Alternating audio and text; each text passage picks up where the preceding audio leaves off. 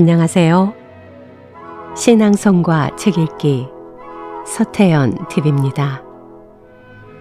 오늘은 인생 교과서 시리즈 9권 아리스토텔레스를 읽어드리겠습니다. 부제 최선의 삶이 곧 행복이다.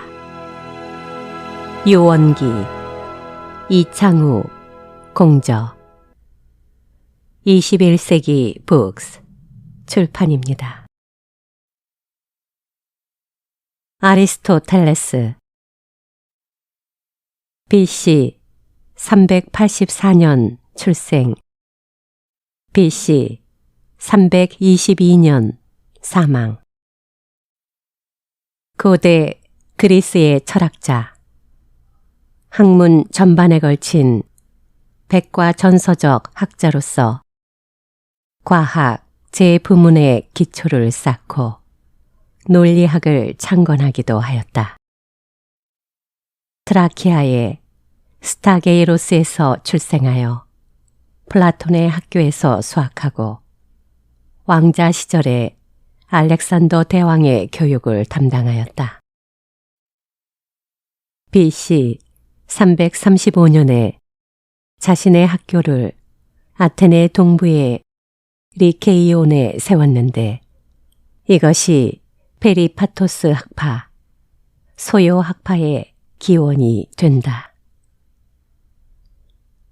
그는 플라톤의 비물체적인 이데아의 견해를 비판하고 독자적인 입장을 취하였지만 플라톤의 관념론에서 완전히 벗어나지는 못하고 관념론과 유물론 사이에서 동요하였다.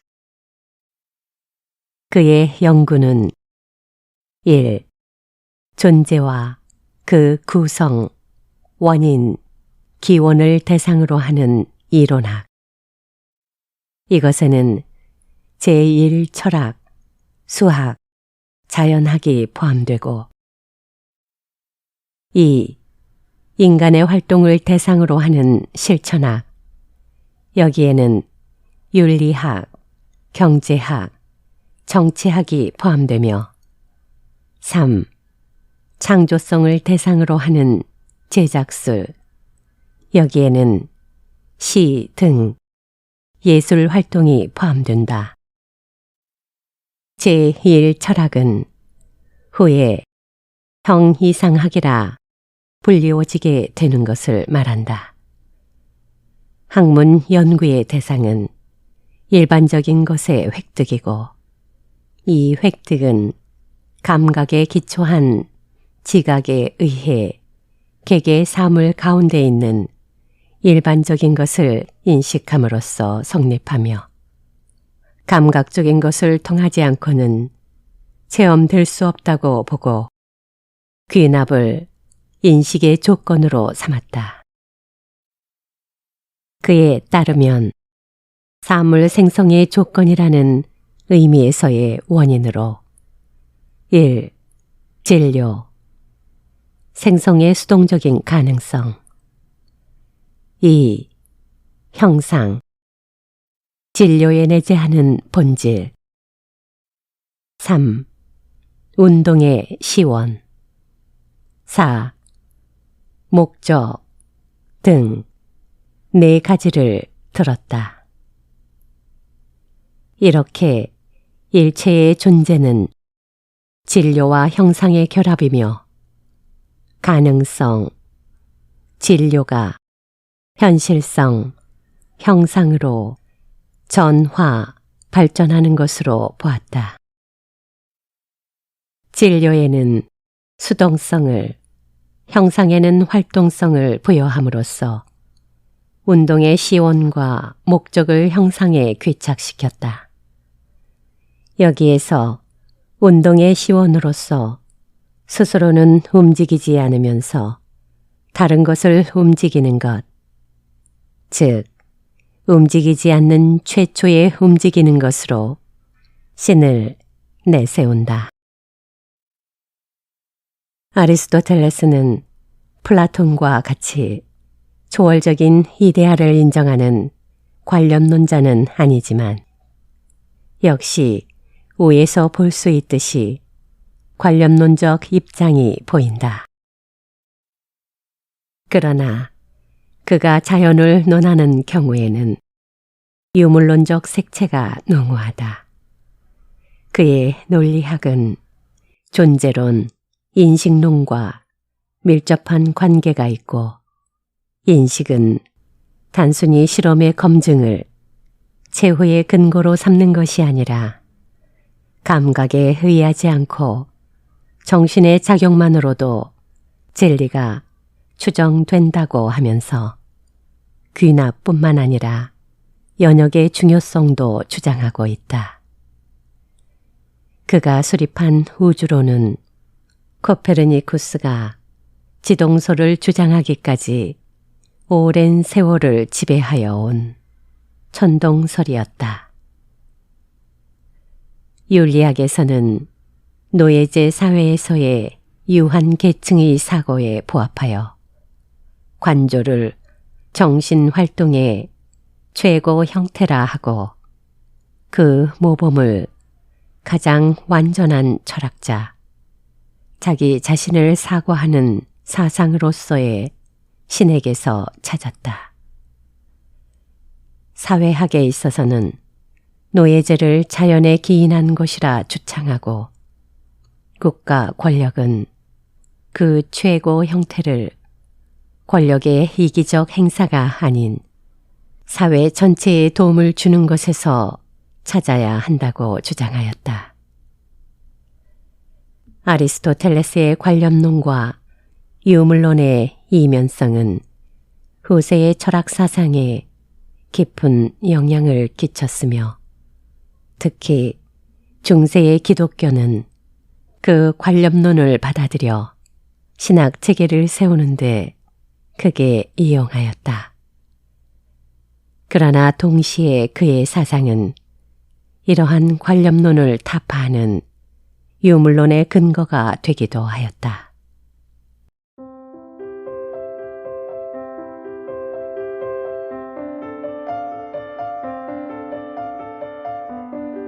구독과 좋아요는 잊지 않으셨겠지요? 그럼 이제부터는 인류의 현자 아리스토텔레스에게 던지는 삶에 대한 질문들과 그 명답들을 함께 들어보실까요? 행복이란 무엇인가? 행복은 순간이 아닌 일생을 통한 행위에서 오는 것. 요원기. 행복, 정신과 육체 모두의 장기적이고도 총체적인 번영. 서기 5세기의 아우구스티누스는 모든 사람들이 행복해지고 싶어 하는데 왜 정작 일부 사람들만이 행복해지는가? 라는 물음에 대한 답변을 얻기 위해 노력했다고 한다. 사실 행복과 관련된 문제는 예로부터 오늘날에 이르기까지 지속적으로 제기되는 문제로서 가장 흔하면서도 답변하기 결코 쉽지 않은 문제다. 행복과 관련된 가장 근본적인 물음은 행복이란 무엇인가라는 물음이며 그와 관련해서 우리는 정말로 행복해질 수 있는가? 또는 행복해지기 위해서는 무엇을 어떻게 해야 하는가?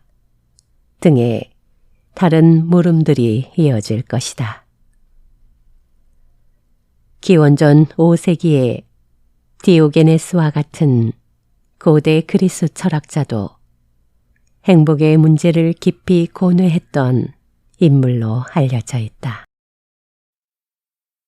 우리에게 잘 알려진 일화에 따르면 알렉산더 대왕이 디오게네스를 찾아와 원하는 것이 무엇이냐고 묻자 그는 다른 것은 필요 없으니 햇빛을 가리지 말고 비켜달라고 말했다고 한다. 이 일화 속에 디오게네스는 남들의 간섭 없이 자신의 생활 방식을 지속하는 것만으로도 행복을 느꼈던 것으로 이해된다. 디오게네스는 햇볕을 쬐을 수 있는 것만으로도 행복을 느꼈는지 모르겠지만 대부분의 사람들은 아주 다양한 욕구를 갖고 있어서 그 정도로는 결코 만족하지 못한다. 실제로 우리는 더 많은 것을 갖고 싶어 하고 더 많은 것을 누리고 싶어 하기 때문에 어지간한 것으로는 만족하지 못한다. 행복이 무엇인가에 대한 정확한 규정이 어렵다 할지라도 만족하지 못한다는 것은 행복하지 못하다는 것을 함축하고 있음은 분명하다. 도대체 행복이란 무엇이고 행복해지기 위한 조건은 무엇일까? 잘 알려져 있듯이 서양 고대의 행복의 문제를 가장 심층적이고도 체계적으로 다루었던 인물이 바로 아리스토텔레스였다. 우리는 그리스어 에우다이모니아를 행복으로 옮기는데 아리스토텔레스는 여러 곳에서 행복을 탁월성에 따르는 영혼의 활동이라고 규정하고 있으며 따라서 언뜻 보면 그가 말하는 행복이 정신적인 만족 상태만을 가리키는 듯이 보일 수도 있다. 하지만 오늘날 영어 해피니스는 정신의 일시적인 만족 상태를 의미하는 반면 아리스토텔레스의 에우다이모니아는 정신과 육체 모두의 장기적이고도 총체적인 번영을 가리키는 데 사용한다. 그런 의미는 그가 행복의 조건으로 언급하는 세 가지 조건에서 확연히 드러난다. 아리스토텔레스는 외적 좋음, 신체적 좋음, 그리고 영혼의 좋음을 행복의 조건으로 제시한다. 외적 좋음과 관련해서 그는 먼저 좋은 집안에서 태어나야 하고 결혼을 해서 훌륭한 자식을 낳아야 하며 또한 용모도 준수해야 한다고 말한다.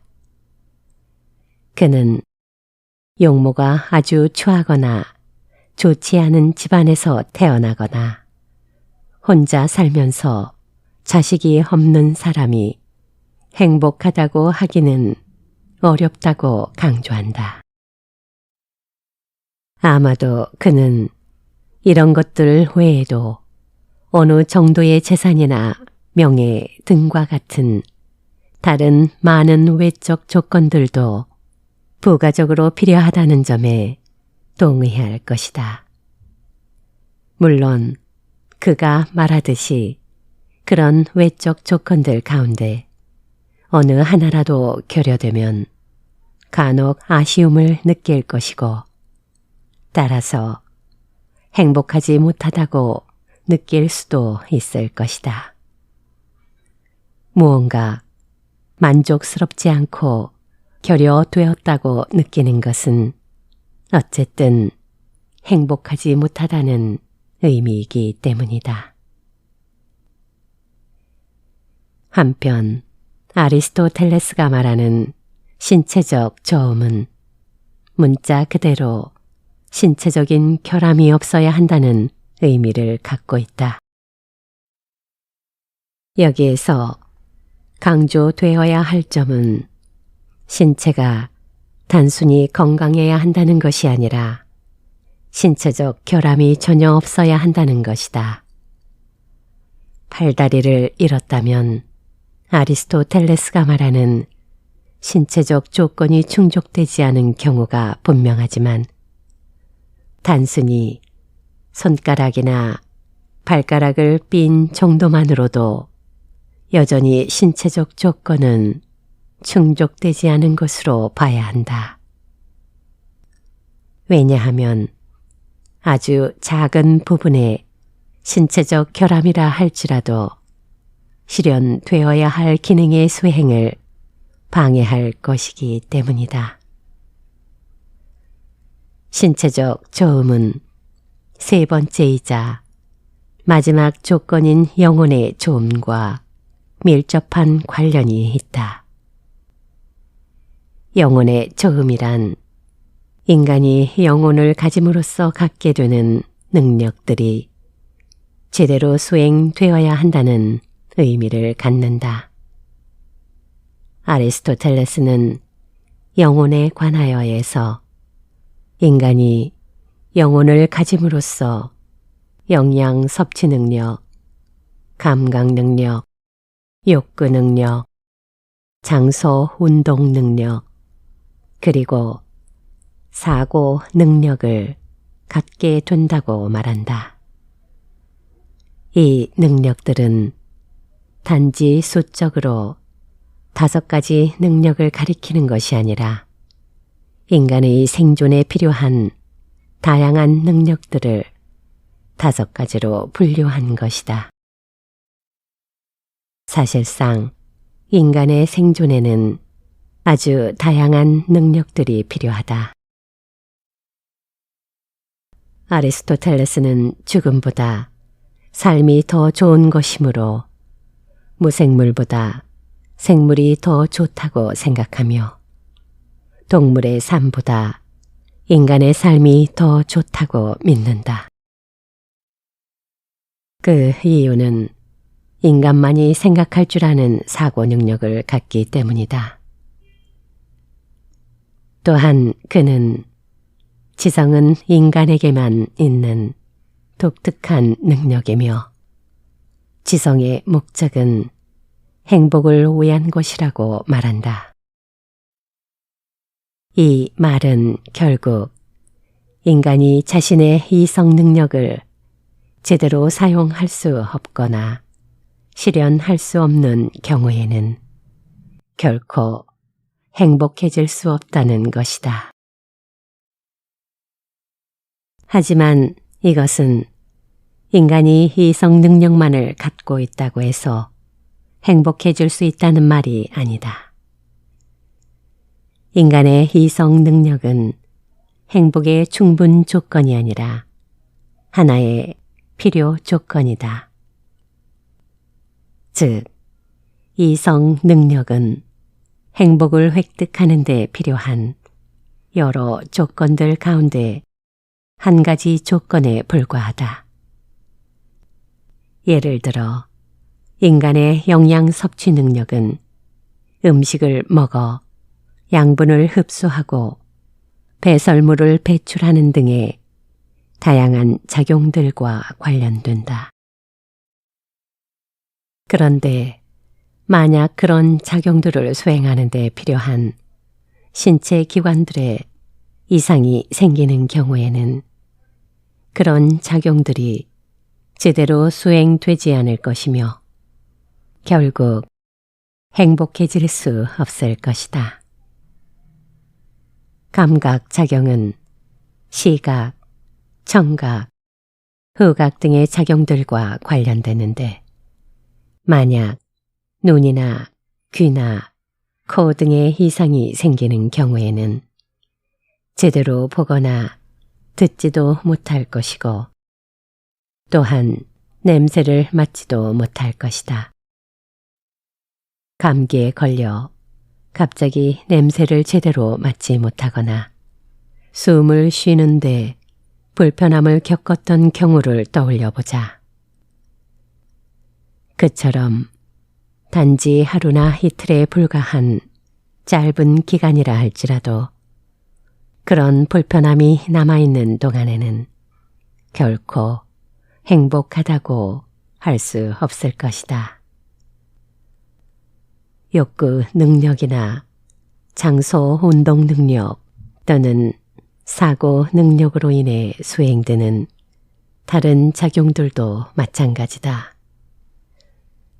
그런 능력들을 수행하는 데 필요한 다양한 신체 기관들에 아무런 결함이 없으면 그 능력들이 제대로 완벽하게 실현될 수 있겠지만 조금이라도 결함이 있다면 그 능력들은 완전히 실현될 수 없을 것이다.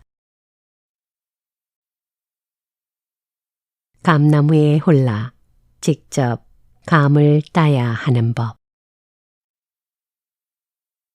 아리스토텔레스가 언급하는 행복의 세 가지 조건은 충분 조건이며 그것들 각자는 필요 조건이다. 따라서 그것들 가운데 어느 하나라도 결여된다면 행복은 획득되지 않을 것이다.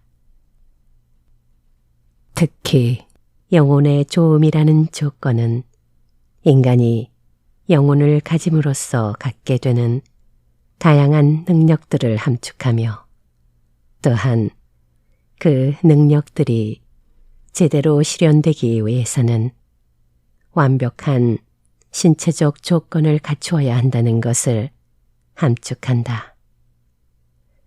하지만 아리스토텔레스의 행복 개념은 단지 영혼의 좋음과 신체의 좋음이라는 내적 조건을 가져야 한다는 것만을 함축하는 것이 아니라 앞에서 언급했듯이 어느 정도의 부와 명예는 물론이고 탁월한 용모와 태생까지 가져야 한다는 것을 모두 함축한다. 그 모든 것이 갖추어져야만 비로소 행복하다고 할 수 있는 것이다. 그는 행복이 다른 것을 위해 선택하는 것이 아니라 그 자체를 위해 선택하는 최종적인 목적이며 다른 어떤 것도 필요로 하지 않는 자족적인 상태라고 규정한다. 아리스토텔레스의 행복 개념은 현대의 행복 개념처럼 단지 만족스럽거나 즐거운 정신적 상태를 의미하는 것이 아니라 총체적인 개념이라고 할 수 있다. 아리스토텔레스는 인간이 영혼을 가짐으로써 다양한 능력을 갖게 된다고 표현하는데 사실상 그 능력들은 인간이 인간인 한에 있어서 모두 갖는 것이므로 모든 인간들이 공유하는 능력들이다. 하지만 외적 조건이나 신체적 조건은 그렇지 않다. 부와 명예와 용모와 태생이라는 외적 조건을 충족시킬 수 있는 사람은 아마도 제한된 소수에 불과할 것이며 또한 조금의 결함도 없이 완벽한 신체적 조건을 갖춘 사람을 찾는다는 것도 불가능하다. 행복은 완벽한 사람만이 획득할 수 있는 것으로 보이지만 현실적으로 그처럼 완벽한 사람을 찾는다는 것은 불가능하다는 것이다. 하지만 그렇다고 해서 미리 좌절해 행복해지려는 노력을 포기할 필요는 없다. 행복의 문제는 특히 인간이 지닌 욕구와 깊은 관련이 있다. 우리가 잘 알듯이 사람들에게 욕구가 전혀 없으면 무기력한 삶을 살게 되는 반면 적당한 욕구는 삶의 활력소가 된다. 현실에서 우리는 종종 이루기 어려운 목표를 세우고 그것에 조금이나마 더 가까이 다가가기 위해 노력하면서 산다. 목표에 도달하려고 노력하는 과정이 무엇보다도 중요한 것이지 반드시 목표에 도달하는 것만이 중요한 것은 아니다. 우리가 도달할 수 없는 행복이라는 목표를 제시함으로써 아리스토텔레스는 우리가 주어진 역할을 충실히 수행하며 끊임없이 노력하는 삶을 살길 기대했던 것으로 보인다. 아리스토텔레스는 행복이 어느 순간에 획득되는 것이 아니라 일생을 통한 행위로 고해지는 것이라고 규정한다. 한 마리의 제비가 날아왔다고 해서 봄이 오는 것은 아니며 이와 마찬가지로 한 번의 행위로 인간이 행복해지는 것은 아니다. 즉, 행복을 획득하기 위해서는 노력이 필요하며 그 노력은 일생을 통해 끊임없이 지속되어야 한다는 것이다. 결론적으로 아리스토텔레스가 우리에게 감나무 밑에서 감이 떨어지길 기다릴 것이 아니라 감나무에 올라가서 직접 감을 따야 한다는 적극적인 실천의 필요성을 역설하는 것으로 해석할 수 있을 것이다.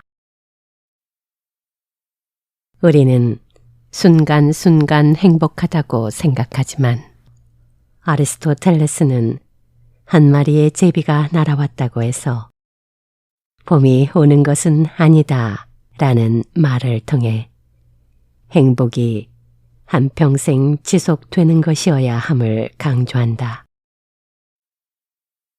그리고 그처럼 한평생 지속되는 행복은 한평생 지속되는 노력을 통해서만 구할 수 있으며 노력 없는 무기력한 삶으로는 아무것도 구할 수 없다는 것이다.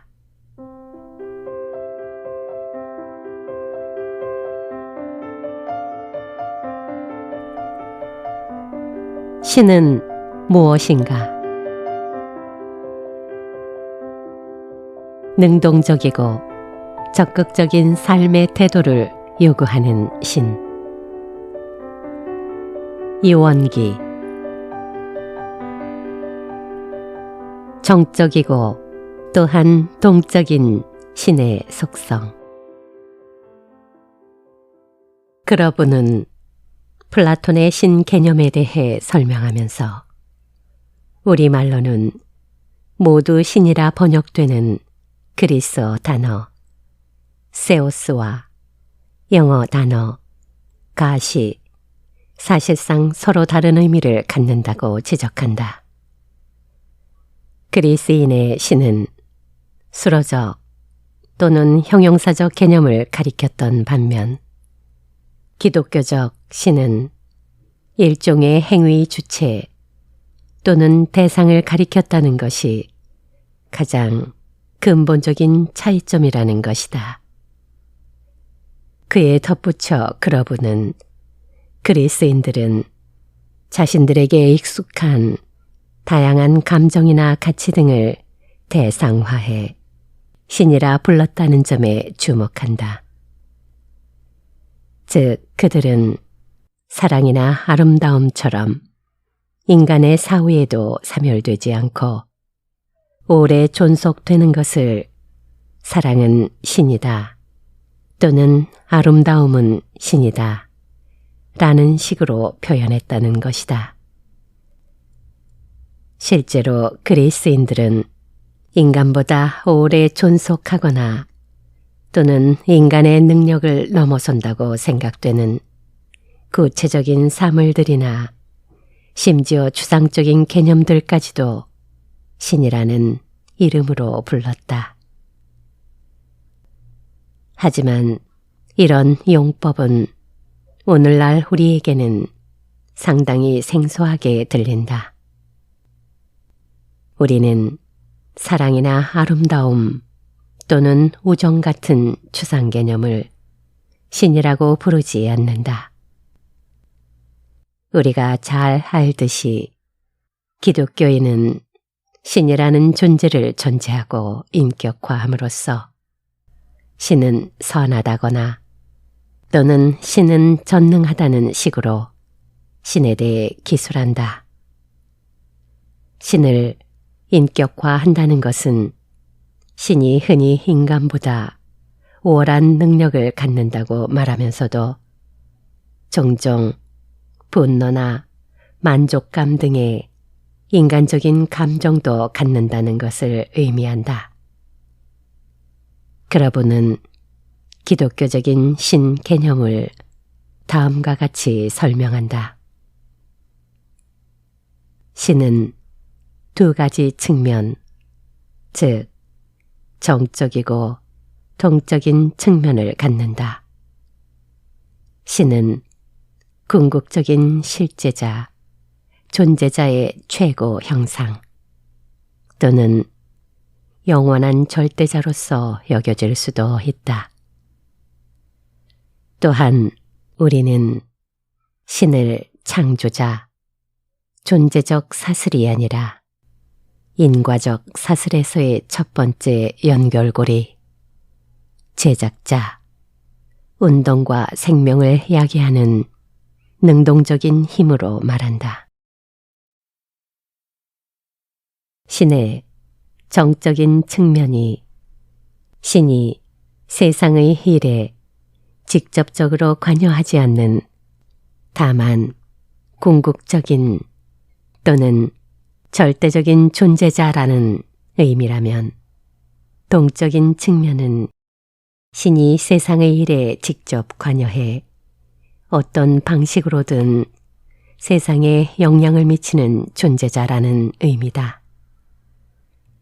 기독교적인 신은 단순히 정적인 존재자가 아니라 실질적으로 세상에 영향을 미치는 동적인 존재자로서의 역할을 수행한다.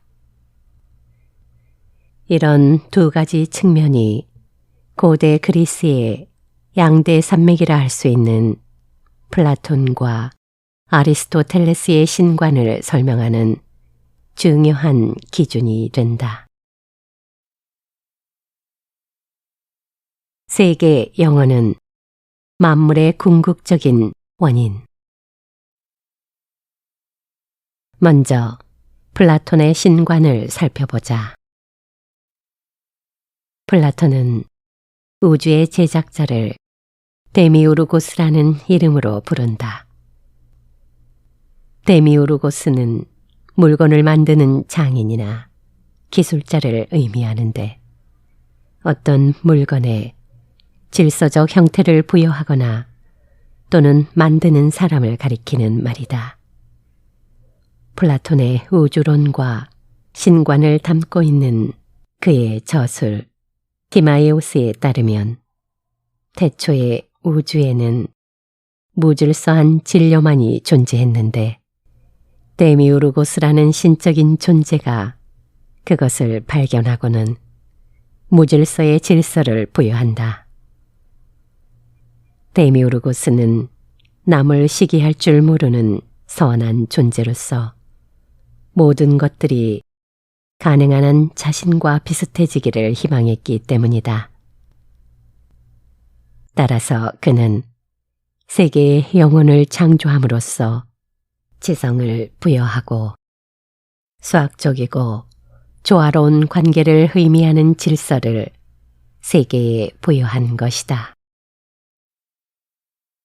플라톤이 어떤 종교적 의도를 갖고 디마이오스를 지필했던 것은 아니지만 위와 같은 내용을 담고 있는 부분에서 언급되는 창조의 이유는 다분히 종교적인 요소를 갖고 있는 것으로 보인다.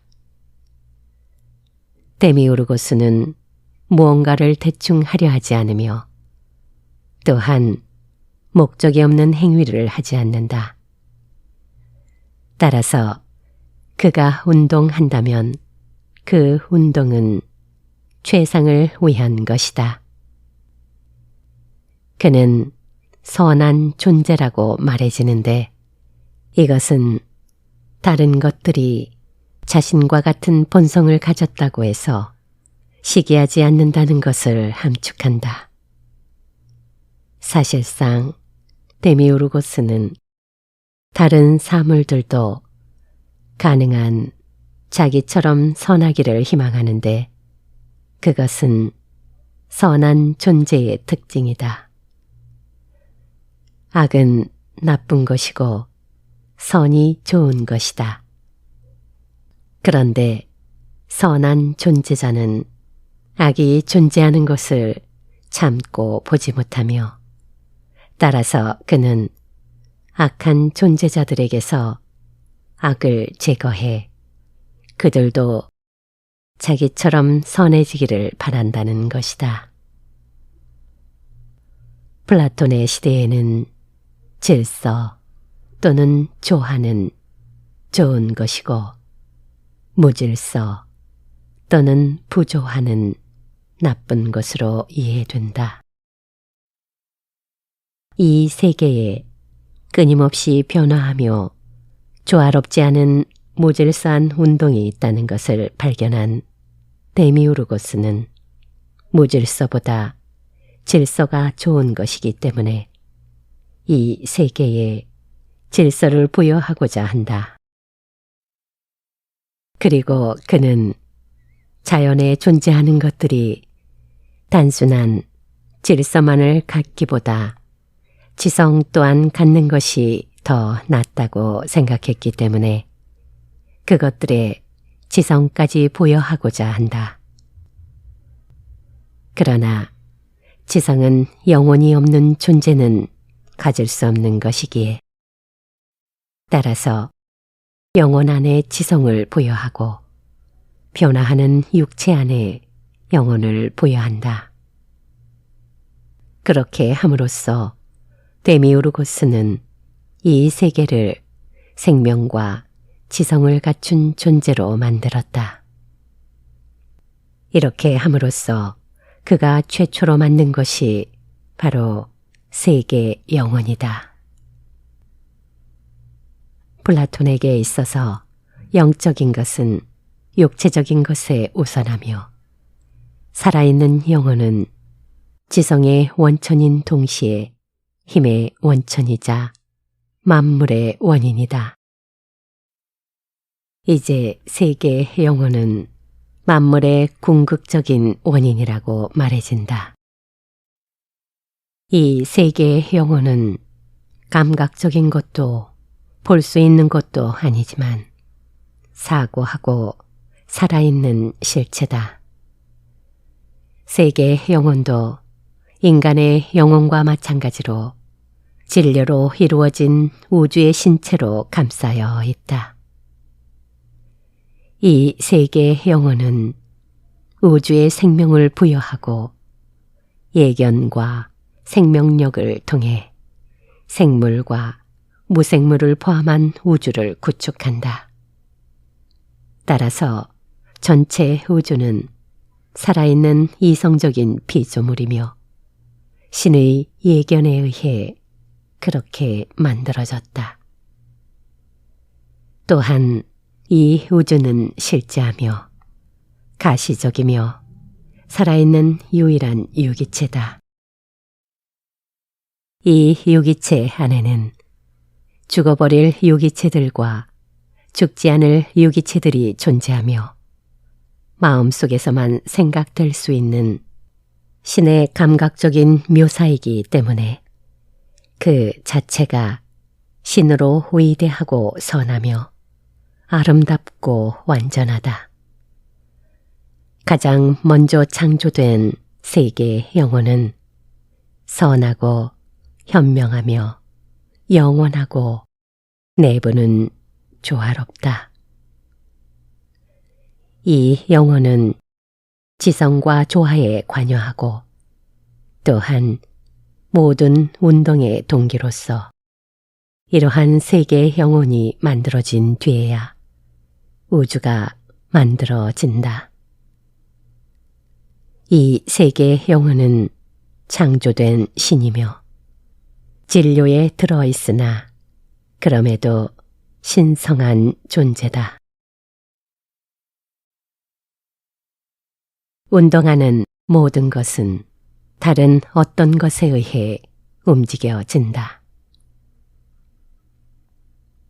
지금까지 보았듯이 플라톤은 세계를 스스로 존재하거나 형성된 것이 아니라 어떤 궁극적인 근거에 의존하고 있는 피조물로 본다. 최초로 세계 영혼이 창조되었는데 그것의 창조자가 바로 데미우르 고스다. 아마도 많은 사람들은 그가 세계 영혼과 이 세계를 창조한 창조자라는 의미에서 그를 신이라고 불러도 무난하다고 생각할 것이다. 하지만 그는 최소한 기독교적인 의미에서의 신은 아니다. 데미우르고스가 세계를 창조하기 전에 무질서한 진료가 있었다고 말해지기 때문에 그는 결코 기독교의 신처럼 절대적인 창조자는 아니다. 또한 그는 세계의 질서를 부여하지만 모든 것에 자신이 원하는 질서를 부여하지는 못한다. 예를 들어 데미우르고스는 아래로 흐르는 물을 위로 흐르게 만들지는 못하며 따라서 그는 완전한 의미에서의 절대자는 아니다. 더구나 플라톤은 세계 영혼을 신이라고도 부르지만 세계 영혼은 데미우르고스에게서 창조된 피조물이다. 이것은 우리가 일반적으로 이해하는 신 개념과는 다르다. 아마도 우리는 다른 어떤 것에 의해서도 창조되지 않았지만 다른 모든 것들을 창조하는 존재자를 신이라 부르고 싶을 것이다. 다시 말하자면 플라톤의 데미우르고스는 무에서 유를 창조하거나 모든 것을 자신의 뜻대로 할 수 있는 절대자인 존재자가 아니라는 점에서 기독교의 신 개념과는 차이가 있다. 플라톤의 제자인 아리스토텔레스도 자연학 제8권에서는 신으로 이해될 만한 부동의 원동자라는 개념을 제시하고 있으며 형이상학 제12권 등에서는 신을 명시적으로 언급하고 있다. 하지만 우리는 그 안에서 그가 말하는 신이 기독교적인 신 개념과는 다르다는 점에 주목하게 된다. 다음에서 보겠지만 플라톤의 신과 마찬가지로 아리스토텔레스의 신도 무에서 유를 창조하는 신이 아니다. 더 나아가 아리스토텔레스의 신은 세상의 일에 관여하지도 않으며 또한 천지를 새롭게 창조하지도 않는다. 따라서 그의 글 속에서 우리가 일반적으로 알거나 생각하고 있는 신 개념을 찾기는 어렵다. 자연학 제7권 제1장에서 아리스토텔레스는 운동하고 있는 모든 것은 다른 어떤 것에 의해 움직여진다고 말함으로써 사물들의 인과 관계를 언급한다. 이것이 모든 사물들에 적용된다면 세상에는 다른 것에 의해 움직여져서 다른 것을 움직이는 운동자만이 존재할 것이다. 다른 것에 의해 운동됨으로써 다른 것을 운동하게 만드는 이런 운동자를 비동자라고 부르자. 그런데 아리스토텔레스는 그런 인과관계가 무한히 지속될 수 없으며 그 인과관계의 끝에는 다른 어떤 것에 의해서도 움직여지지 않으면서 다른 것을 움직이는 운동자, 즉 이른바 부동의 운동자가 존재한다고 생각한다. 부동의 운동자가 최초의 운동을 야기하는 존재자이며 이처럼 부동의 운동자 또는 최초의 운동자가 있다는 것은 그것에 의해 움직여지는 최초의 피동자가 있다는 것을 뜻하게 마련이다. 그리고 최초의 피동자는 또다시 다른 것을 움직이는 운동자로서 기능하며 그렇게 움직여진 피동자는 또 다른 것을 움직이는 식으로 무한히 계속된다. 부동의 운동자는 바로 모든 운동의 근원이자 최초의 운동이다. 아리스토텔레스가 그렇게 부르지는 않았지만 부동의 원동자가 모든 운동의 최초자라는 점에서 또한 그것이 유일할 뿐만 아니라 하나이고 모든 것의 원리라는 점에서 우리는 그것을 신이라고 부를 수도 있을 것이다. 하지만 아리스토텔레스의 신은 세계를 창조한 존재자가 아니다. 아리스토텔레스는 자연학 제8권 제1장에서 이 세계에 항상 운동이 지속됐고 운동이 한 번도 없었다고 주장한다. 이것은 이 세계가 시작된 적도 없었을 뿐만 아니라 끝난 적도 없었음을 함축하며 더 나아가 존재하지 않았던 것이 생성되거나 또는 존재했던 것이 소멸되는 일도 없었음을 함축한다.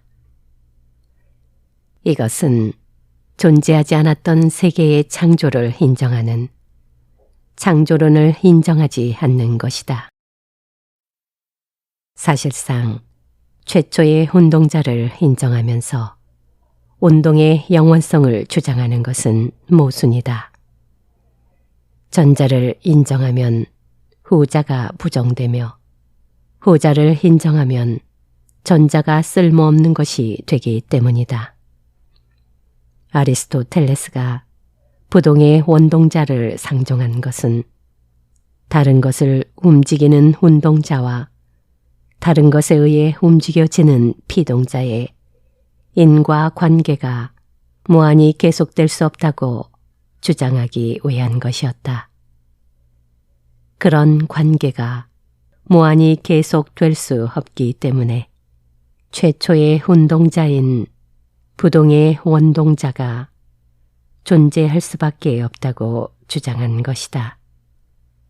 지금까지 보았듯이 아리스토텔레스는 자연학에서 직접적으로 신을 언급하지는 않지만 그가 최초의 운동자라고 규정하는 부동의 원동자를 신으로 이해할 가능성이 있다.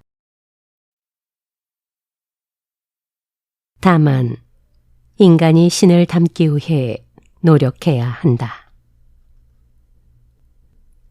아리스토텔레스는 자연학과 달리 형이상학 제12권 제7장에서 신을 명시적으로 언급한다. 그리고 그는 신이 살아있고 영원하며 가장 선한 존재자이며 또한 영원하고 움직여지지 않고 또한 감각적인 사물들로부터 분리되는 실체일 뿐만 아니라 크기를 가질 수 없고 부분도 없으며 분할되지도 않는다고 규정한다. 그렇다면 이런 존재자가 어떻게 다른 어떤 것에 의해서도 움직여지지 않으면서 다른 것을 움직이는 운동자인 부동의 원동자가 될 수 있는 것일까? 앞에서 보았듯이 아리스토텔레스는 어떤 사물 B가 다른 사물 C를 움직이려면 B는 다른 사물 A에 의해 먼저 움직여져야 한다는 인과관계를 주장한 바 있다. 여기에서 B는 다른 것에 의해 움직여져서 다른 것을 움직이는 피동자다. 그렇지만 부동의 원동자에는 이런 원리가 적용되지 않는다. B가 부동의 원동자인 경우에는 C를 움직일 때 A를 필요로 하지 않기 때문이다.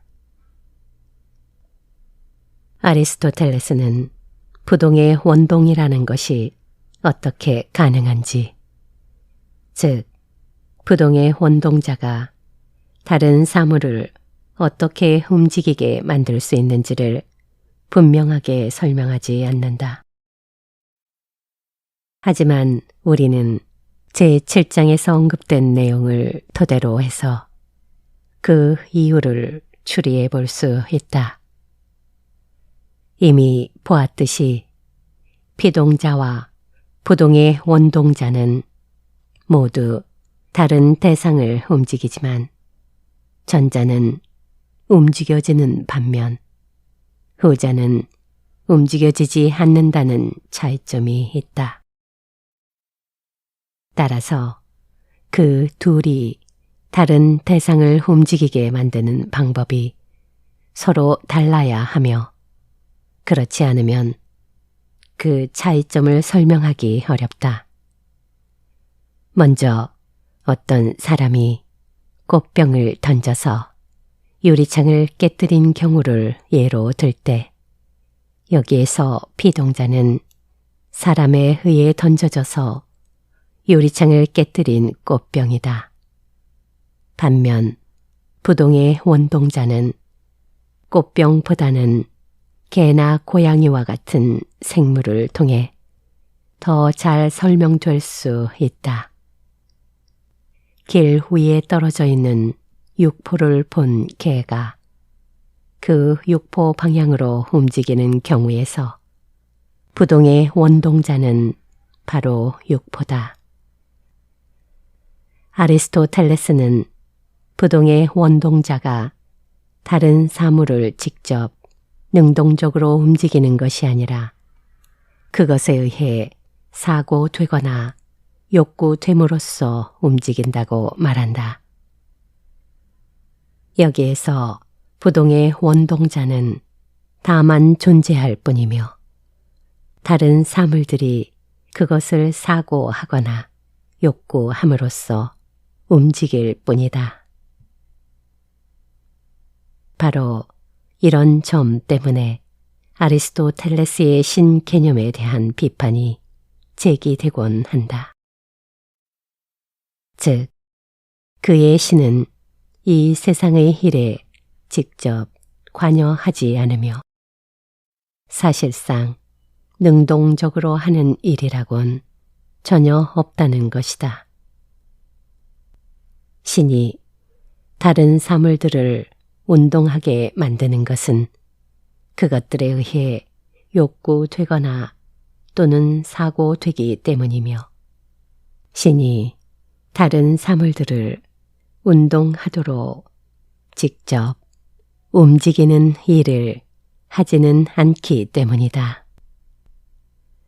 아리스토텔레스의 신은 인간을 보살피지도 않으며 인간 행위에 대해 칭찬하거나 처벌하는 일도 하지 않는다. 그의 신은 이 세상 일에 능동적으로 관여하고 활동하는 신이 아니다. 아마도 어떤 사람들은 그처럼 무심한 신의 존재와 역할에 대해 실망할는지도 모른다. 하지만 아리스토텔레스는 신이 모든 세상 일에 관여해서 항상 인간을 굽어 살피기를 기대하기보다 오히려 인간이 신을 닮기 위해 노력해야 한다고 조언한다. 이때 인간이 갖는 이성이 바로 신을 닮기 위한 단초가 된다. 인간의 이성적 성찰은 인간이 할 수 있는 최고이자 최상의 활동으로서 그러한 이성적 활동을 통해 인간은 신을 닮아갈 수 있다는 것이다. 그는 다음과 같이 말한다. 만약 지성이 인간에 비해 신적인 것이라면 지성을 따르는 삶 또한 인간적인 삶에 비해 신적인 것이다. 그러므로 인간이니 인간적인 것을 생각하라.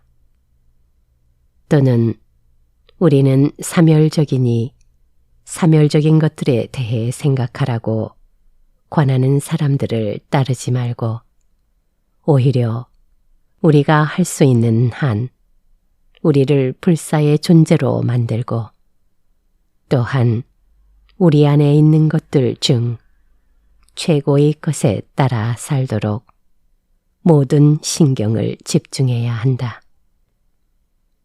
지성은 다른 무엇보다도 인간적인 것이므로 인간에게 있어서 지성을 따르는 삶이 가장 좋고 가장 즐거운 것이다. 그러므로 이 삶이 가장 행복한 것이다.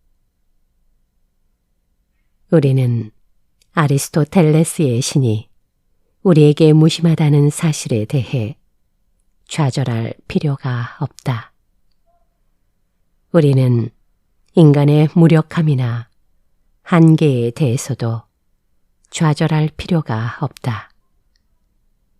우리에게 중요한 것은 우리가 갖고 있는 능력을 최대한 이용하면서 사는 것이고 그렇게 삶으로써 우리는 어떤 면에서 신적인 삶에 동참할 수 있는 것이기 때문이다.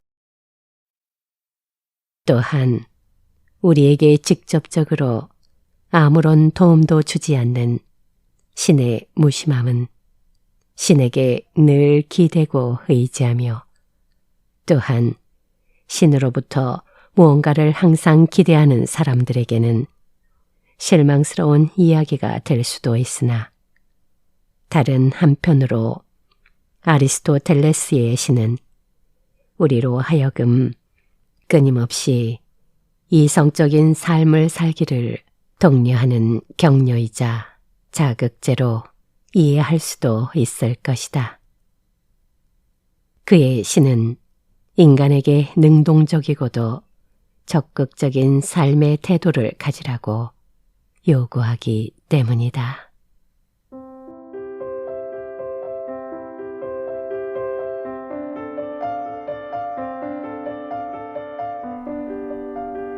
왜 철학을 하는가? 철학에 전념하는 삶이 가장 행복하다. 이창우.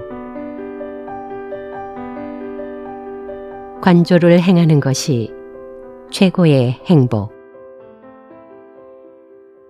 우리는 왜 철학을 하는가?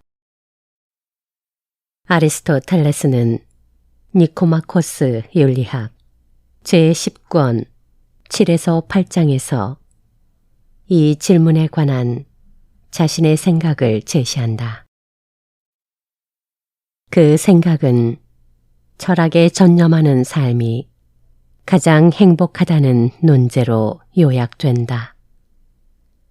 제19권 제7장은 아래와 같은 구절로 시작하는데 이 구절은 위 논제를 지지하는 첫 번째 논변이다. 행복이 덕에 따르는 활동이라면 그것은 당연히 가장 강력한 덕을 따라야 할 것이다. 그런데 가장 강력한 덕은 최선의 것의 덕이다. 최선의 것이 지성이건 혹은 다른 어떤 것이건 이것은 본성상 우리를 지배하고 이끌며 고귀하고 신적인 것들에 대한 이해를 가지고 있는 것으로 보인다. 이것 자체가 신적인 것이든지 아니면 우리 안에 있는 것들 가운데 가장 신적인 것이든지 간에 자신의 고유한 덕에 따르는 이것의 활동이 완전한 행복일 것이다. 이 활동이 관조적인 것임은 이미 말한 바 있다.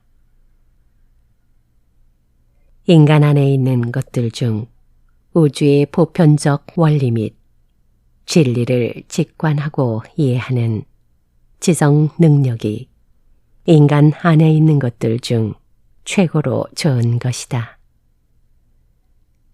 행복은 활동 범주에 속하며 행복하다는 말은 자신 안에 있는 가능 능력 혹은 능력들을 현실화하는 활동을 하고 있다는 말이다. 여러 가능 능력들 중에서도 성격상 최고의 능력을 현실화하는 것이 가장 높은 수준에서 행복을 실현하는 것이므로 지성 능력을 현실화하는 활동, 즉 관조를 행하는 것이 최고의 행복이다. 그리고 철학은 관조 활동이므로 철학자의 삶 혹은 철학하는 삶이 최고로 행복한 삶이다. 우리는 행복해지기 위해 그것도 가장 높은 수준에서 행복해지기 위해 철학 공부를 하는 것이다. 아리스토텔레스는 이 첫 번째 논변에 따라붙는 보완 논변 하나를 제시하는데 이 보완 논변은 대상의 가치 속성은 능력의 가치 속성으로 전이된다는 아이디어에 의존한다. 지성이 상대하는 대상, 즉 필연적 진리들 및 원리들로 구성되는 우주의 본성 및 우주적 사실이 알매 대상들 중 최고로 높은 수준에 속한다. 해당 대상이 최고라면 그 대상과 관련하는 능력 또한 최고의 것이다. 따라서 관조할 수 있는 능력, 즉 지성이 최고의 능력이다. 그리고 지성 능력은 철학자에게서 가장 발달돼 있다. 순수하고 지속적인 철학의 즐거움. 두 번째 논변은 활동의 연속성 아이디어에 의존한다. 행복은 활동이므로 더 높은 수준의 행복은 행복을 구성하는 활동의 연속성 정도가 그만큼 더 높을 것이다. 그런데 인간이 행하는 활동 중에서 철학 공부와 같은 관조적 활동이 가장 연속성이 높다.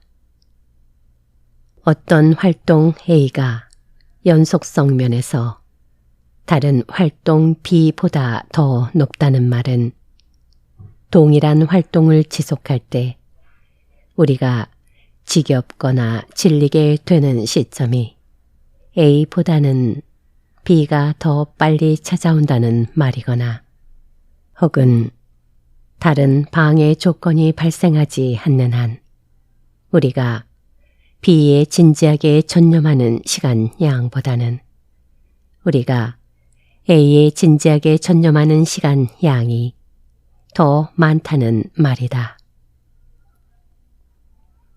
세 번째 논변은 쾌락의 순수성 및 지속성, 아이디어에 의존한다.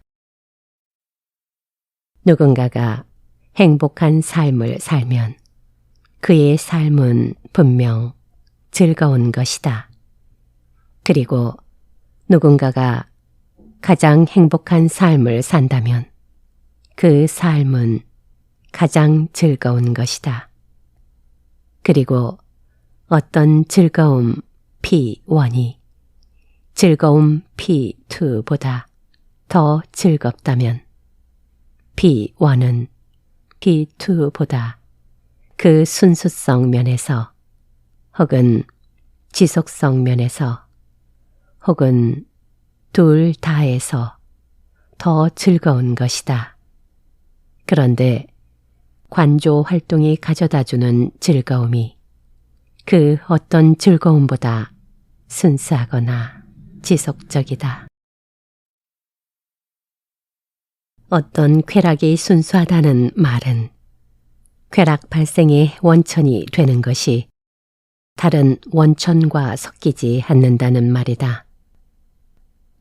또는 다른 말로 그 원천의 수가 적으면 적을수록 혹은 단일한 원천의 동일성이 분명히 지시될 가능성이 높으면 높을수록 그 결과적 쾌락은 그만큼 순수하다는 것이다.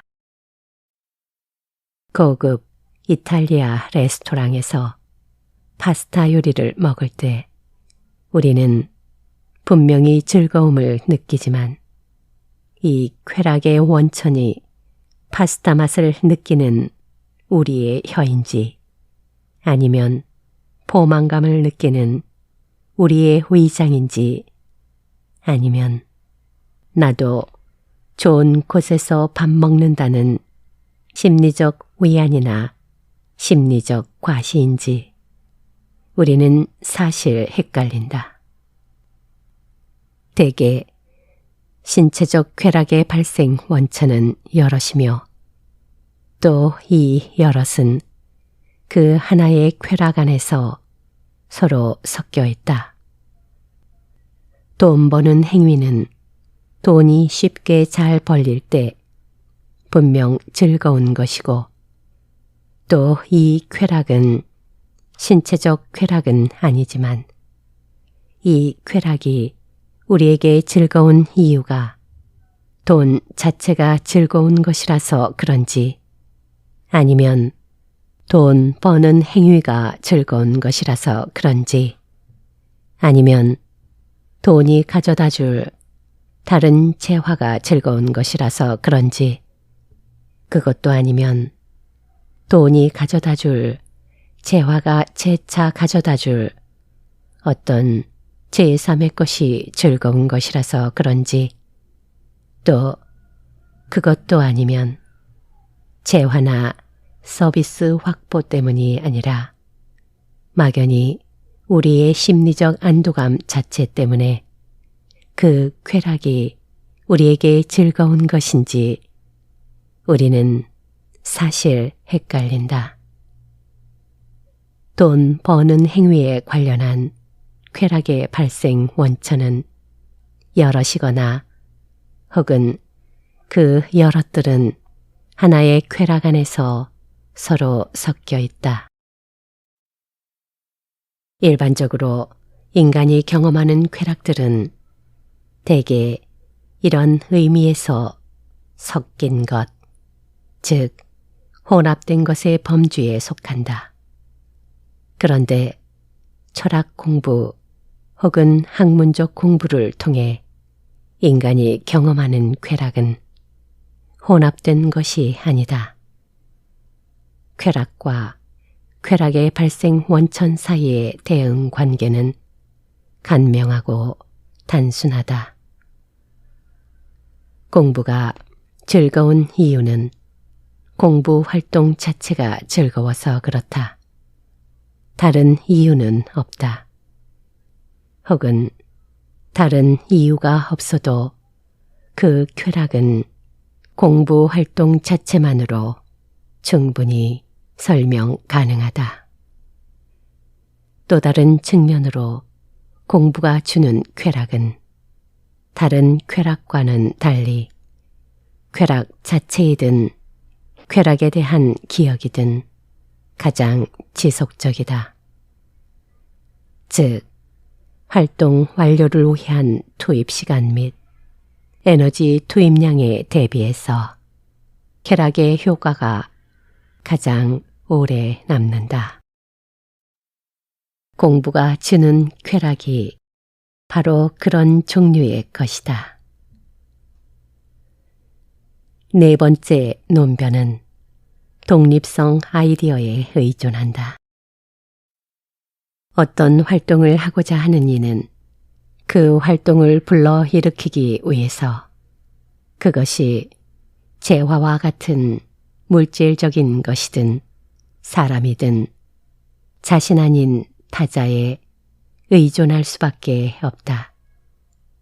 그런데 이 타자 의존성이 가장 덜한 것이 공부하는 활동이다. 공부하기 위해서 우리는 그렇게 많은 재화나 많은 물적 기반을 필요로 하지 않는다. 또 정의로운 사람은 정의로운 활동을 수행하기 위해서 어떤 물적 재화뿐만 아니라 이 활동을 가능하게 하는 타인을 필요로 한다. 다른 도덕적 덕들도 마찬가지다. 각각의 덕은 그 덕의 실현을 가능하게 해주는 일종의 진료로서 타인을 필요로 한다. 하지만 관조와 공부는 혼자서 할 수 있다. 타자 의존성이 크면 클수록 그 행복은 마치 유리잔처럼 그만큼 깨지기 쉽다. 반면에 타자 의존성이 작으면 작을수록 그 행복은 그만큼 굳건한 것이고 따라서 다른 종류의 행복보다 더 행복한 것이다. 철학하는 삶이 신의 활동을 가장 많이 닮은 삶. 다섯 번째 논변은 활동의 내재적 목적 아이디어에 의존한다. 관조적 활동만이 그 자체 때문에 사랑받는다. 공부 활동만이 그 자체로 욕구된다. 이에 반해 유독한 실천적 활동은 양가적이다. 그렇지만 관조 활동에는 양가성이 없다. 실천적 활동은 그 활동 자체 때문에 그리고 동시에 그로부터 얻게 될 것으로 기대되는 그 활동과는 다른 어떤 것 때문에 욕구된다. 유독한 정치가의 실천적 행위는 그에 의해 그 자체로 욕구됨과 동시에 그 행위 아닌 어떤 것, 명예 혹은 그것이 아니면 최소한 동료 시민들의 행복 때문에 욕구된다. 이 후자의 것, 예컨대 동료 시민들의 행복을 삭제하게 되면 그 행위는 무의미해지거나 반쪽짜리 의미가 돼 버린다. 다시 말해 그 행위는 행위 동기부여가 사라지거나 동기부여 힘이 상당히 약화된다. 자기 자신의 동기부여, 의미 구성 맥락에서 자기 자신과는 다른 어떤 무엇을 완전히 배제하는 도덕적 혹은 실천적 활동은 없다. 하지만 관조 활동 혹은 공부는 자기 자신의 동기부여, 의미 구성 맥락에서 자기 자신과는 다른 어떤 무엇을 완전히 배제할 수 있는 인간의 유일한 활동이다. 그 자체로 욕구되는 활동에 전념하는 삶이 가장 행복한 삶이기에 관조 활동에 전념하는 삶이 가장 행복하다. 6번째 논변은 신을 닮음의 표본으로 삼는 종교적 믿음에 의존한다. 고대 그리스인들은 신들이 가장 행복하다고 생각했다. 행복 자체가 활동 범주에 속하므로 신들의 행복도 어떤 종류의 활동에 속할 것이다. 그렇다면 신들의 활동은 어떤 것인가? 우선 신들이 장인들처럼 제작적 활동을 한다고 상상하는 것은 우습다.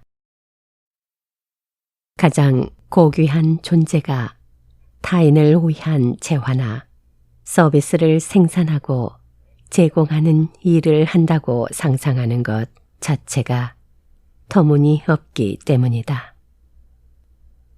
그렇다고 해서 신들의 활동은 도덕적 혹은 실천적 활동도 아닐 것이다. 일단 정의로운 활동을 그들에게 부여할 수 없을 것이다.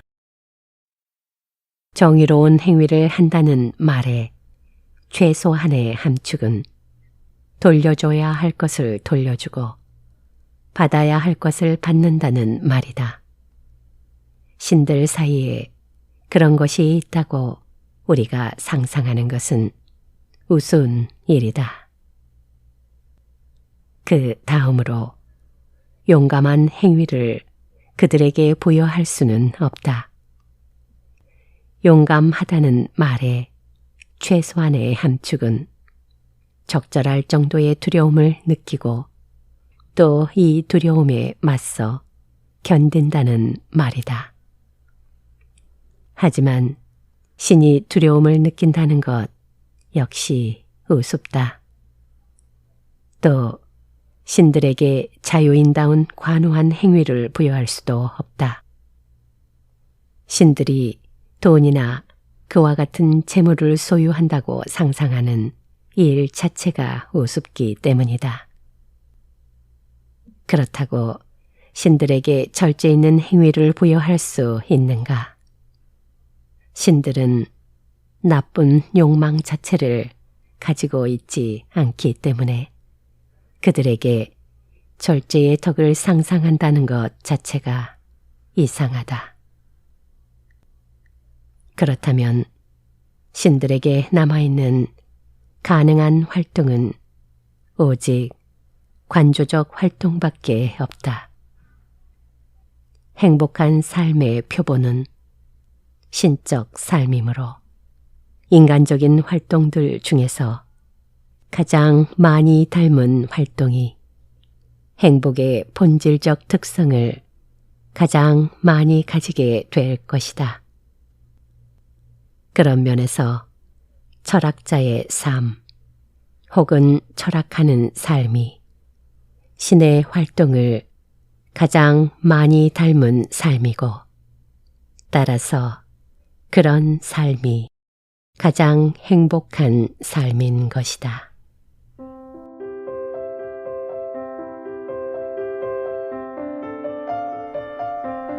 지은이, 유원기. 서강대학교 철학과 졸업 후 영국의 글래스고 대학교와 브리스톨 대학교에서 서양 고대 철학 전공으로 각각 석사 학위와 박사 학위를 취득했고, 동서양 철학의 비교 연구를 위해 성균관 대학교에서 한국 철학 전공으로 두 번째 박사 학위를 취득했다. 현재 계명대학교 철학윤리학과 교수로 재직 중이다. 주요 저서로 아리스토텔레스의 정치학, 자연은 헛된 일을 하지 않는다 등이 있고, 영혼에 관하여 필레보스, 목적론, 아리스토텔레스의 아이들을 비롯한 10여 편의 번역서와 동서양 철학에 관한 50여 편의 논문이 있다. 지은이, 이창우.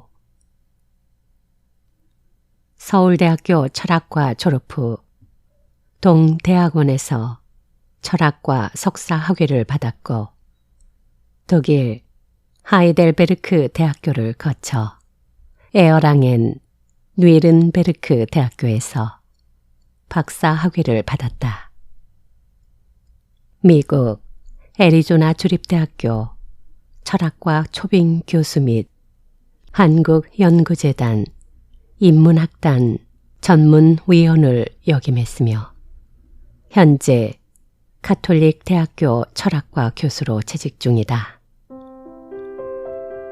주요 저서로 서양의 고전을 읽는다, 동서양 철학 콘서트 등이 있고, 역서로 니코마코스 윤리학, 소피스트 등이 있다.